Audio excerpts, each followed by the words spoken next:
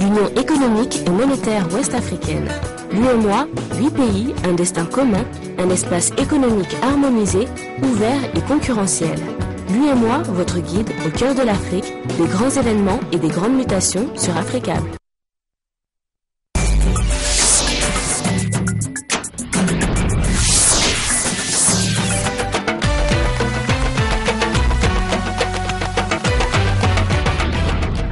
Belle édition sur Africable Télévision. Bienvenue, bonsoir à tous. Voici les titres de ce journal. La mort d'un 5e soldat français au Mali. Il est tombé dans le massif des Iforas. Il y a eu également 3 blessés. François Hollande a réagi. La France, dit-il, fait son devoir au Mali. Premier discours aux accents nationalistes du nouveau président chinois Xi Jinping a plaidé pour une grande renaissance de la nation chinoise, un rêve chinois en somme, vous l'entendrez dans ce journal. Il s'impose comme le pape des pauvres. Le pape François a donné ce dimanche sa première bénédiction, place Saint-Pierre de Rome devant près de 150 fidèles. Un discours axé sur l'amour et le pardon divin. C'est sur la mort d'un soldat français au Mali que nous ouvrons ce journal. Un caporal de 24 ans, il était tombé dans le massif des Iforas. C'est le 5e français tué au Mali depuis le début de l'opération Serval. Il y a eu également 3 autres blessés. Le caporal Alexandre Van Doren aurait eu 24 ans le 8 avril prochain. Il était père d'un enfant. Pilote de char, il a trouvé la mort hier lors d'une opération contre les groupes armés basés dans le nord du Mali. C'était au sud de la vallée d'Amététaï, non loin de la frontière algérienne. Le véhicule blindé qui était en tête, un AMX-10 RC du 1er régiment d'infanterie de marine, a été touché par une explosion. Dans cette explosion, un de nos camarades est décédé et les 3 autres membres d'équipage ont été blessés, dont 2 sérieusement. Le char AMX du caporal Van Doren a sauté sur une mine au cours d'opérations visant, selon le ministère de la Défense, à rechercher et à détruire les groupes terroristes qui s'y trouvent encore. C'est le 5e soldat français mort au Mali, 3 d'entre eux dans ce massif des Iforas. Le travail de démantèlement des bases de leurs ennemis est particulièrement périlleux pour les soldats de l'opération Serval. À Angoulême, le 1er régiment d'infanterie de marine est en deuil. Et après la mort de ce 5e soldat français, le président François Hollande a réagi. La France, dit-il, fait son devoir au Mali. François Hollande qui rendait également hommage aux 7 victimes de Mohamed Merah, assassiné il y a près d'1 an à Toulouse et à Montauban. François Hollande a promis la vérité aux familles. On l'écoute. La lutte contre le terrorisme ne suppose aucun relâchement. Je sais la question qui a été posée au lendemain de Toulouse. Merah a-t-il agi seul? Une enquête est aujourd'hui conduite par la justice pour connaître exactement les faits, déterminer les responsabilités, rechercher les éventuelles complicités.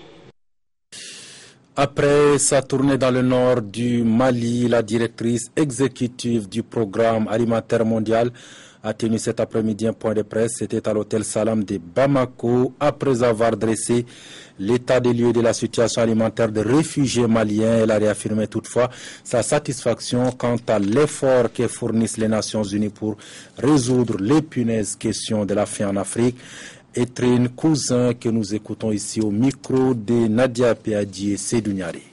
The goal of this meeting, the goal of my trip, was to ensure that l'objectif de ma visite est de m'assurer que l'attention reste sur ces femmes et ces enfants qui souffrent de malnutrition et d'insécurité alimentaire.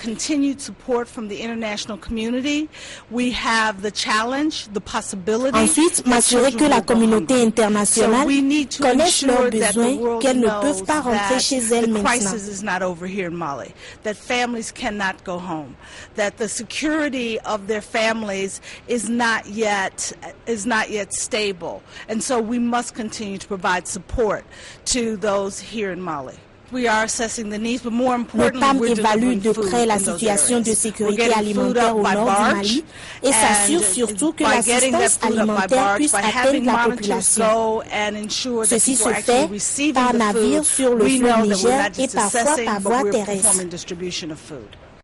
Voilà, c'était là la directrice exécutive du programme alimentaire mondial qui vient d'achever sa tournée dans le nord du Mali. Des propos recueillis et traduits par Nadia Apeadi. L'autre grand titre de ce journal, premier discours du nouveau président chinois, un discours aux accents plutôt nationalistes. Xi Jinping a appelé à une grande renaissance de la nation chinoise. En somme, sa nouvelle devise pour les 10 années à venir, réaliser le rêve chinois.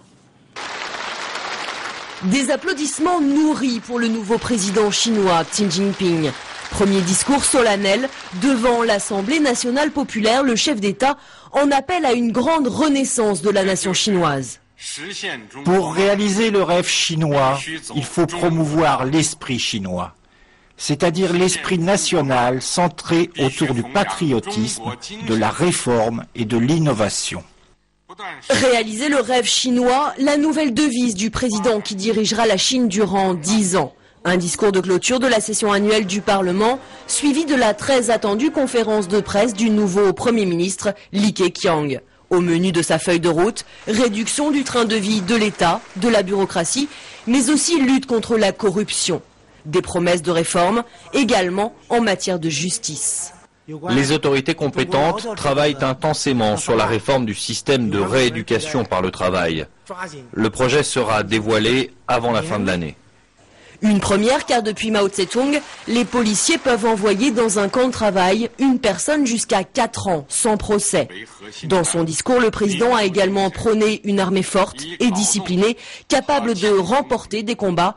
Des propos nationalistes alors que Pékin et Tokyo se disputent toujours un archipel en mer de Chine orientale. Les Chypriotes ne semblent plus avoir de choix face au plan de sauvetage de l'Union européenne et du Fonds monétaire international, un plan qui prévoit la taxation sur les dépôts bancaires. Résultat, les clients des banques tentent de vider leurs comptes bancaires. Pas question d'arriver en retard au palais présidentiel ce dimanche. L'heure est grave, le pays est au bord du gouffre financier. Autour de la table, tous les ministres sont là. Le président, Nikos Anastasiades, dirige la réunion, mais pas un mot à la presse. Toute déclaration intempestive risque d'être explosive. Face au tollé soulevé par le peuple et une partie du Parlement, la ratification du plan d'aide de l'Union européenne est reportée de 24 heures. Le temps pour tous les députés de bien comprendre les enjeux. Dans la rue, les Chypriotes, eux, ont bien saisi. L'Union européenne versera 10 milliards pour soutenir le pays. En contrepartie, le gouvernement imposera aux citoyens une taxe sur tous les dépôts bancaires. Plus de 6% en deçà de 100 000 euros, un peu moins de 10% au-delà. Résultat, les clients des banques tentent de vider leurs comptes. Je suis venu retirer de l'argent, mais tous les guichets ont été bloqués. La situation est tragique. Non, ce n'est pas bon du tout. Parce que lorsque vous gagnez de l'argent et que celui-ci est taxé, ça veut dire que votre économie n'est pas bonne. Une économie en crise et un système bancaire prêt à s'effondrer sans ratification du plan d'aide de l'Union européenne par le Parlement demain lundi. Chypre ne semble plus avoir le choix, mais tente tout de même de gagner du temps, sans réel espoir de trouver une autre solution. Je vous l'annonçais dans les titres avant son intronisation. Mardi, le nouveau pape séduit de plus en plus. Ils étaient 150 000 fidèles à suivre ce dimanche le premier angélus du pape François. Celui que beaucoup considèrent déjà comme le pape des pauvres a donné sa première bénédiction. Un discours axé sur l'amour et le pardon divin. Comme un simple curé de paroisse, il embrasse les fidèles qui sortent de la messe qu'il vient de célébrer, avant d'aller saluer ceux qui n'ont pas pu y assister. Un bain de foule chaleureux, mais qui a donné des sueurs froides aux gardes du corps du pape François. Le nouveau souverain pontife continue de marquer sa différence avec son austère prédécesseur. Mes frères, mes sœurs, bonjour. Place Saint-Pierre, 150 000 personnes sont venues écouter le premier angélus de François, pendant lequel il a insisté sur l'importance de la miséricorde. Un peu de miséricorde rend le monde moins froid et plus juste.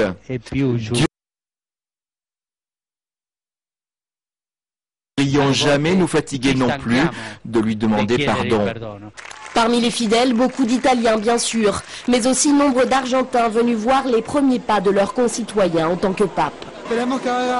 Espérons que ce pontificat sera un succès et qu'il ramènera vers la foi ceux qui se sont éloignés du catholicisme. Longue vie au pape, je suis très heureux. Il nous a vraiment émus. Il est simple, comme les mots qu'il utilise. Cette simplicité, ce style cordial séduit les catholiques, mais certains craignent que le pape des pauvres ne se heurte vite aux rigidités du Vatican. Le café camerounais bientôt en vitrine, ce sera du 21 au 23 mars prochain à Yaoundé, à la faveur du tout premier festival grand public en Afrique. L'annonce a été faite par le ministre camerounais du Commerce au cours d'une conférence de presse. L'événement attendu a pour but de dresser l'état des lieux du secteur café, un secteur en pleine relance au Cameroun. Plusieurs cafés, plusieurs terroirs, plusieurs goûts. L'arabica et le robusta camerounais se sont longtemps construit une identité, avant de la perdre. Les populations face donc à ces différents phénomènes, la proximité des marchés, la compétition des différentes cultures, la compétition sur la terre avec la pression démographique, eh bien la décision a été vite prise de faire d'autres produits que le café principalement.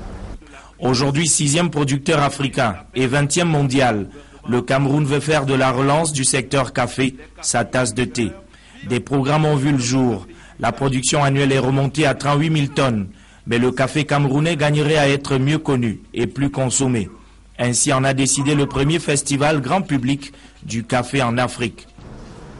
Festi Coffee entend interpeller l'ensemble des intervenants de la filière sur les opportunités et les défis de notre caféiculture. C'est dans cette optique que 11 villes camerounaises ont été retenues pour porter la journée nationale de la dégustation du café le 21 mars.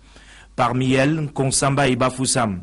À côté des débats d'opérateurs qui devraient tourner autour de la rentabilité du secteur, le programme prévoit aussi une foire exposition au boulevard du 20 mai à Yaoundé, du 21 au 23 mars, bien que le café camerounais n'ait pas fini de panser ses plaies. Le problème de la terre, le problème de la proximité des autres marchés. Donc le jeune aujourd'hui peut faire sa tomate, son haricot ou autre chose, ou du maïs qui se vend plus rapidement. Les autorités compétentes estiment cependant que l'avenir de la filière, ce sont les jeunes qui doivent l'écrire dès aujourd'hui pour que la barre des 150 000 tonnes atteinte dans les années 80 leur décortique ses secrets. En Côte d'Ivoire, les unités du Centre de coordination des décisions opérationnelles ont démantelé plusieurs barrages anarchiques et illégaux. Il s'agit de réduire les taux d'insécurité et garantir la liberté de circuler sans s'inquiéter, dit-on, dans le district d'Abidjan. Une patrouille d'éléments de l'unité d'intervention du Centre de coordination des décisions opérationnelles CCDO dans les communes de Yopougon et d'Abobo. Elle vise la réduction du taux d'insécurité dans le district d'Abidjan. La patrouille dirigée par le chef des opérations du Centre de coordination des décisions opérationnelles, le commandant Isiaka Ouattara, a procédé à la levée de barrages anarchiques et illégaux qui perturbent la liberté de circuler des Ivoiriens. On a remarqué que c'était des barrages qui raquettaient. Le président a pris la décision qu'on lève tous les barrages en Côte, surtout à Abidjan. Nous avons commencé, Dieu merci, les gens ont compris, nos camarades ont compris et ça marche bien. Composé de policiers, gendarmes et militaires, les unités d'intervention du CCDO assurent la surveillance des sites stratégiques. Des postes d'observation à des endroits précis sont visibles et permettent d'avoir une certaine présence qui rassure. La levée de barrages anarchiques demeure l'une des priorités du Centre de coordination des décisions opérationnelles. Ces agents qui ne l'ont pas encore compris sont ramenés à l'ordre. Ceux qui continuent pour le moment, on passe par le dialogue. Nous allons les sensibiliser encore pour qu'ils comprennent. Mais celui qui insiste maintenant, nous serons obligés de taper fort là-dessus. C'est des consignes reçues du chef d'État, du chef suprême des armées. Donc en tant que militaire et corabier, on doit exécuter ça à la lettre, sans murmure ni hésitation. Le Centre de coordination des décisions opérationnelles a pour mission de traduire en actes concrets les décisions du Conseil national de sécurité. Ces missions se déclinent en la surveillance des sites stratégiques, la réduction du banditisme et de faire face à toute menace en termes de sécurité. Voilà qui me fait à ce journal. Merci à vous qui nous regardez en N'Djamena, au Tchad et partout ailleurs dans le monde. Le programme continue sur Africable Télévision, Afrique Info à partir de 21h30 et après un film africain, Amour et religion. Quel beau titre pour passer une belle agréable nuit. À demain.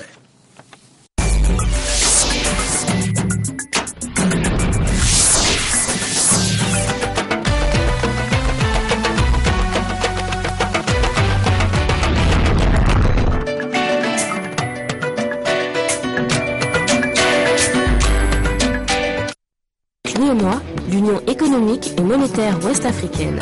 L'UEMOA, 8 pays, un destin commun, un espace économique harmonisé, ouvert et concurrentiel.